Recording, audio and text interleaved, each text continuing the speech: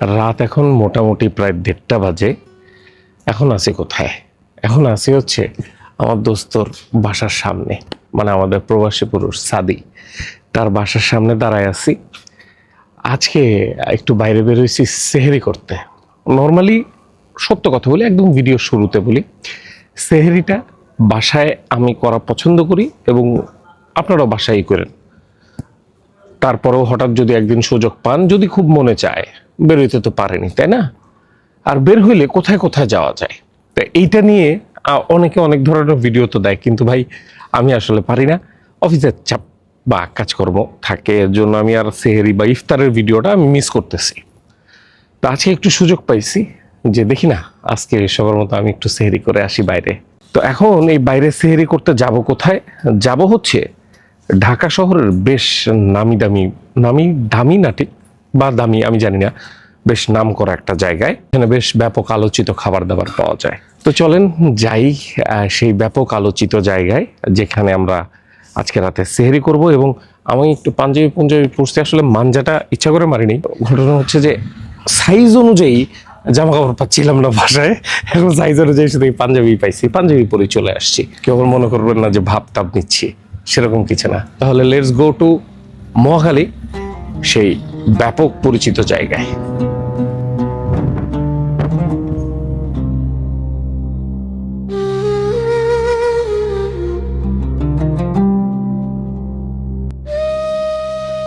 রাতের ঢাকা, আর এই রাতের ঢাকাতেই আজকে আমরা যাচ্ছি সেই সেহরি করতে।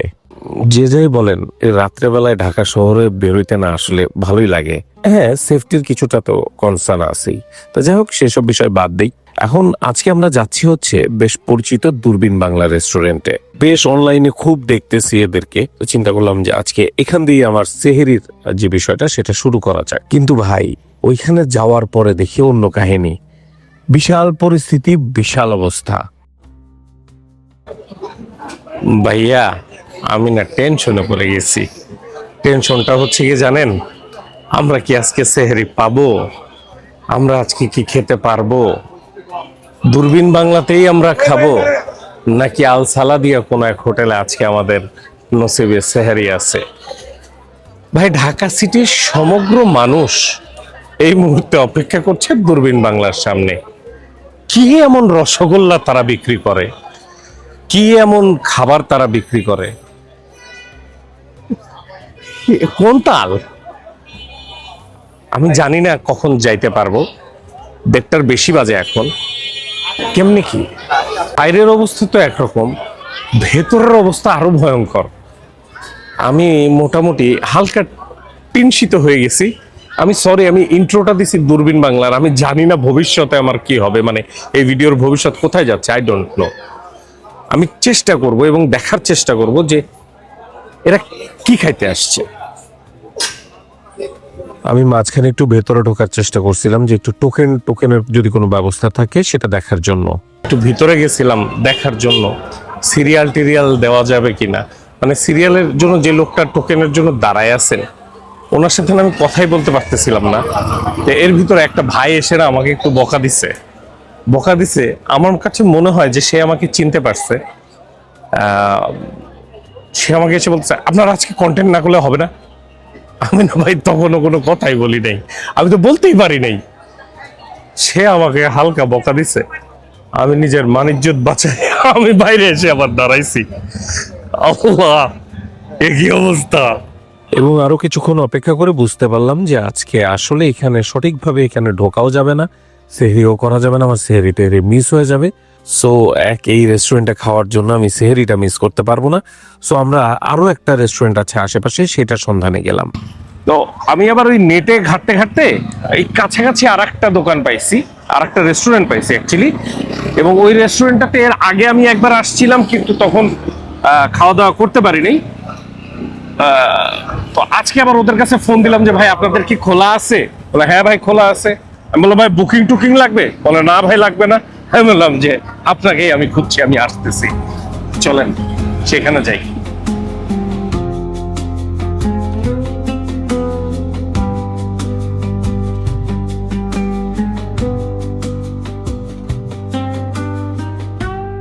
জাস্ট 5 মিনিট আগে ওই জায়গাটাতে দেখে আসলাম। 1টা 2টার সময় সেহরির খাবার শেষ, মানুষজন ফেরত চলে যাচ্ছে, বসতে পারতেছে না, হাউ খাও।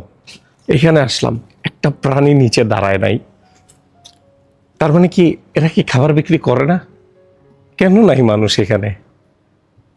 হু নোস। চলেন দেখে আসি ঘটনাটা কি।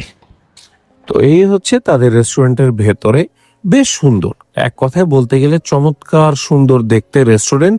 জায়গা আমি বলবো না যে বিশাল বড় জায়গা, তবে হ্যাঁ বেশ ভালো পরিমাণ মানুষজন এখানে বসতে পারবে, 30-40 জনের মতো। তো এই হচ্ছে ডেলি দাওয়াত।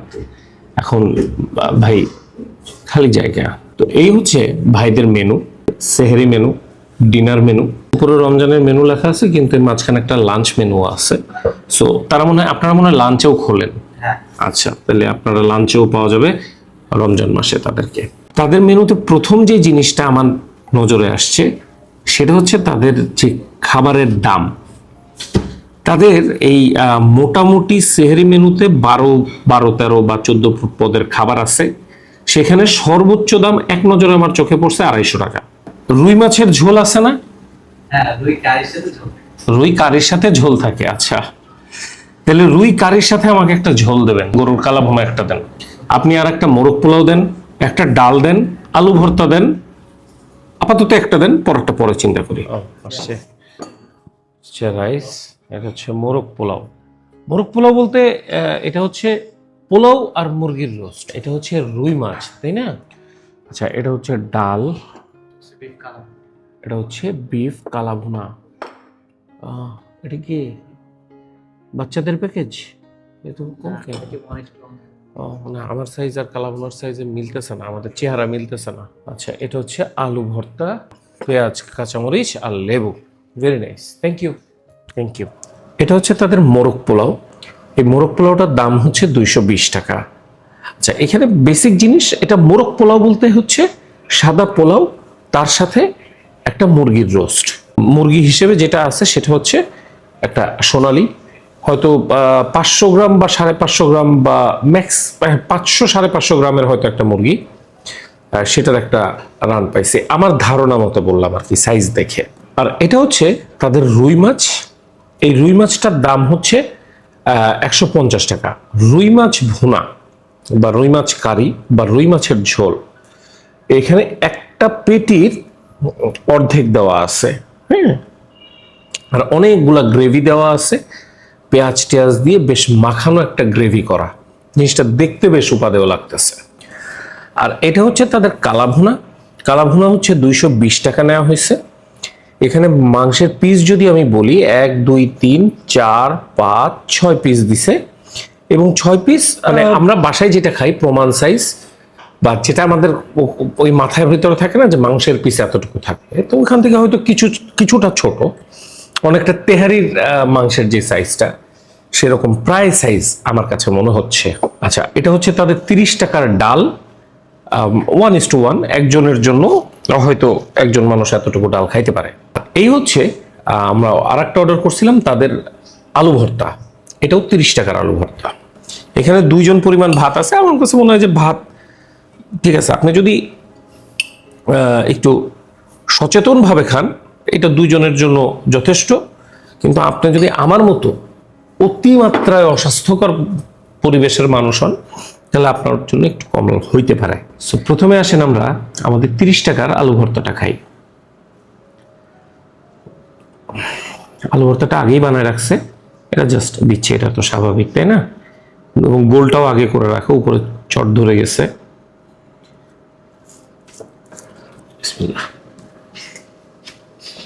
ঝালঝাল আলু ভর্তা, এবং প্রতিবারের মতো আলু ভর্তার স্বাদ একেবারে আলু ভর্তার মতো। তবে এই আলু ভর্তাটা ডাল দিয়ে খেতে খুব মজা লাগবে। আমি গেছিলাম বড় নামি দামি যেখানে সিরিয়াল পাওয়া যায় না এমন একটা দোকানে, আল্লাহ সেখান থেকে আমার রিজিকটা ঘুরায় এখানে নিয়ে আসলো, যেখানে আমি একাই আছি এই মুহূর্তে, যে মুহূর্তে আমি খাচ্ছি। কেন নিয়ে আসলো, আমার রিজিক কেন পরিবর্তন হলো আমি জানি না, দেখা যাক কি কারণে। এই হচ্ছে আমাদের রুই মাছ, 150 টাকার রুই মাছ। এখানে একটা বিষয় আছে, অনেক কিছুই আমার ধোপে টিকবে না দামের তুলনায়। আমি অনেক কিছুতেই বলতে পারি যে সাইজ ছোট, জিনিস কম। আমি দিন শেষে আরেকটা জিনিস বিবেচনায় রাখা লাগবে, রেস্টুরেন্টটা কোথায়, তাই না? গুলশানের মতো একটা জায়গায় তারা রেস্টুরেন্ট দিছে, মানুষকে খাওয়াচ্ছে, কিছুটা তো দামের হেরফের বা বলেন নর্মাল যেই দাম আমি দেখে অভ্যস্ত বা আমি আপনাদেরকে দেখায় অভ্যস্ত, সেই জায়গাটা কিছুটা ব্যতিক্রম তো হবেই। এই হচ্ছে আমাদের মাছ, রুই মাছ।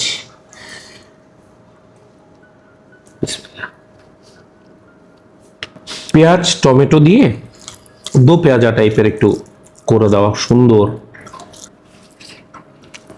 অনেক পেঁয়াজের কারণে একটা মিষ্টি মিষ্টি ফ্লেভার আসছে, বুঝছেন? খারাপ লাগতেছে না, কিন্তু মজা লাগতেছে। অনেক পেঁয়াজ দিয়ে রান্না করছে রে ভাই। এই টাইপের রান্নাগুলো আমার কাছে খারাপ লাগে না। এই ঝোলটার ভিতরে শুকনা মরিচের ব্যবহার করে নাই, অথবা করলেও ভেরি লিটল। সো মাছের ফ্লেভার বা ওই পেঁয়াজের ফ্লেভারগুলা বেশ মজা লাগতেছে, মাশাআল্লাহ। আর এটা হচ্ছে আমাদের আজকের মোরগ পোলাও, পোলাও উইথ মুরগির রোস্ট। আচ্ছা, এখানে যদি এই যে মুরগির রোস্টে যদি আমি একটু ঝোল চাই পরবর্তীতে পাবো, নাকি যে যা দিচ্ছেন এতটুকুই? আচ্ছা, পাবো, কারণ এখানে ঝোলটা ইজ ভেরি লিটল লিটল। মুরগিটা একটু হালকা কামড় দেই। হ্যাঁ,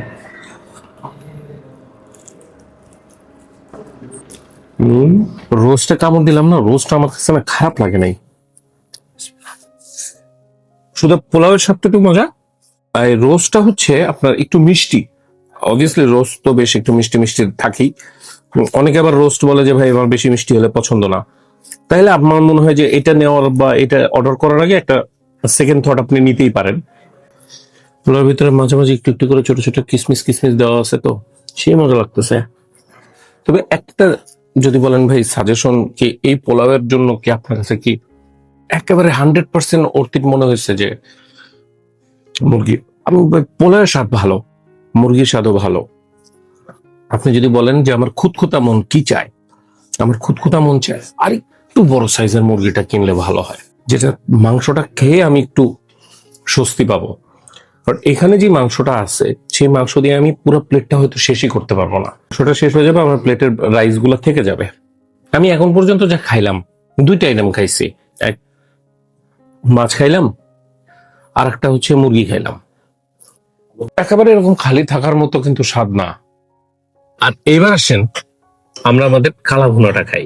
এই হচ্ছে আমাদের সেই কালা ভুনা, 1 2 3 4 5 6 পিস ছোট ছোট, 220 টাকায়। আমার জীবনে খাওয়া সব থেকে ছোট কালা ভুনা, মানে ছোট কালা ভুনার প্যাকেজ খাচ্ছি আর কি।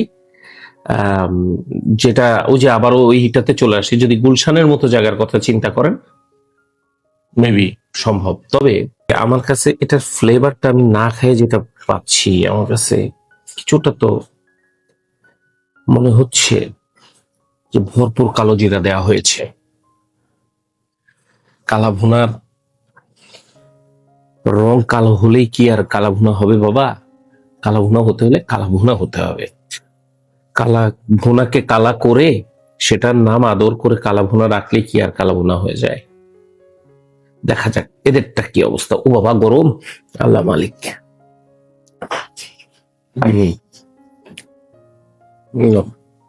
কালো জিরে স্ট্রং একটা ফ্লেভার আছে ভাই। আপনারা কালা ভুনায় প্রচন্ড পরিমাণে কালো জিরা দেন, তাই না? হ্যাঁ। সো এটা আমার পছন্দের কালা ভুনা না। এই কালা ভুনাটা আমার ভালো লাগে না, এবং এই পুরো বাটিটা যদি আমি আরো 3 বাটি খাই তারপরেও আমার তৃপ্তি মিটবে না। যারা অনেক পুরান বা অনেক পুরাতন কালা ভুনা বানায় বা এরকম জায়গায় যারা আছে, তাদের কথা মতো তারা যেভাবে কালা ভুনা বানায়, কালা ভুনাকে শুধুমাত্র কালো করে রান্না করলে সেটা কালা ভুনা হওয়ার কথা না। চেহারার জন্য এটার নাম কালা ভুনা না। রান্না করতে করতে একটা টাইমে এসে মাংসটা কালো হয়ে যাবে, এবং সে কালো মাংসটার স্বাদটা ডিফারেন্ট হবে, কারণ রান্না করতে করতে সময়ের কারণে কালো হয়েছে। এখন ব্যাপারটা হচ্ছে যে যখন আপনি এটা কমার্শিয়ালি চিন্তা করবেন এরকম একটা রেস্টুরেন্টে, তখন একটু টাফ। তো সেই টাফ জিনিসটাই আমি এখানে পাইছি। হয়তো এটা অনেকের কাছে ভালো লাগে, কিন্তু আমার কাছে ভালো লাগে নাই। হ্যাঁ, আচ্ছা, এখানে একটা ঘটনা ঘটছে। ঘটনাটা হচ্ছে কি, যে মনে করেন এদের সিগনেচার দুইটা আইটেম, একটা হচ্ছে কালা ভুনা আর একটা হচ্ছে হাঁস। এই যে হাঁস ভুনা, তো প্রথমে তো আমি হাঁস অর্ডার করি নাই। তো যেহেতু তাদের কালা ভুনাটা মানে আমার হয়তো অতটা জমে নাই, তো সে কারণে আমি চিন্তা করলাম যে একটা সিগনেচার জমে নেই আর একটা সিগনেচার নেই, সো ইনশাল্লাহ হয়তো এটা জমে যাবে। সো এর জন্য আবার একটা হাঁস অর্ডার করছি 220 টাকা। এবং আমি হাঁসটা মুখে দিয়ে বুঝতে পারলাম যে ভাই আমার আসলে এই হাঁসের মাংসটা নেওয়াটা উচিত হয় নাই।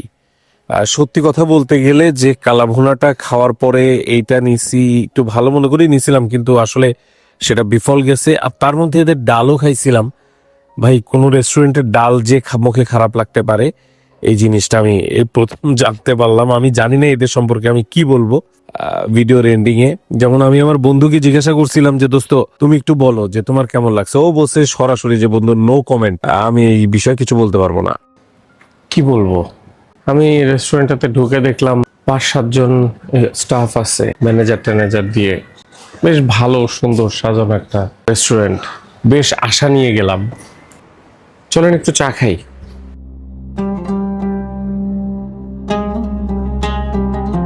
তো এখন আমি যে জায়গাটায় বসে আছি, জায়গাটার নাম হচ্ছে নর্থ এন্ড।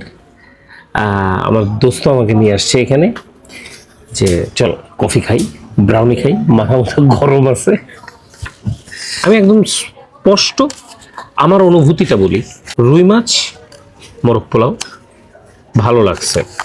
কোন ভালো? দি বেস্ট, অসাধারণ, চমৎকার, উফ না, ভালো ছিল। এরপরে তাদের যে দুইটা সিগনেচার আইটেম আসছে, কালাভুনা এবং হাঁস, দুইটার একটাও আমার কাছে ভালো লাগে নাই। এবং আমার কাছে মনে হয়েছে যে এটা আমার মুখে ভালো লাগার মতো না। হইতে পারে এটার অনেক শুভাকাঙ্ক্ষী আছে এই কালাভুনা এবং হাঁসের, আমার কাছে ভালো লাগে নাই। কালাভুনার স্বাদ, ওটা কালো রঙের মাংসের তরকারি, কালাভুনা না। হাঁসটা ওয়াজ মানে হাঁস, এটা আমি এই নতুন এক্সপিরিয়েন্স আমার এই হাঁস খাওয়ার। কারণ হাঁসের ভিতরে তো একটা কিছু থাকতে হবে, তাই না? মানে আমি হাঁসের তরকারি খাচ্ছি, একটা একটা ধক থাকতে হবে যে হাঁস ভুনা খাচ্ছি। আমি কি বর্ণনা দিব, আমার কাছে ভালো লাগে না, সরি। অলরেডি তারা স্ট্রাগল করতেছে, তাদেরকে নিয়ে আমি আর কি বলবো, যাতে তাদের উপকার হয়। এবং উপকার একটাই, আমার কাছে মনে হয়েছে পার্সোনালি তাদের ওনারকে একটা বোল্ড ডিসিশন নিতে হবে। কারণ সেই বোল্ড ডিসিশনটা সে যেভাবেই চিন্তা করুক, করা উচিত। তাহলে আজকের এই সেহারি করার কথা ছিল কোথায়, করছি কোথায়, এই ভিডিও থেকে আমি বিদায় নিলাম। যে এক্সপিরিয়েন্সে হয়েছে। ভালো থাকবেন, সুস্থ থাকবেন। ভিডিওর যদি কোনো ফিডব্যাক থাকে বা আপনাদের যদি কোনো অভিজ্ঞতা থাকে, সেগুলো আমার সাথে শেয়ার করবেন ইনশাল্লাহ। আর ইউটিউবে যদি ভিডিওটা দেখে রাখেন তাহলে সাবস্ক্রাইব, ফেসবুকে দেখে রাখলে ফলো করবেন। ভালো থাকবেন তাহলে, আল্লাহ হাফেজ।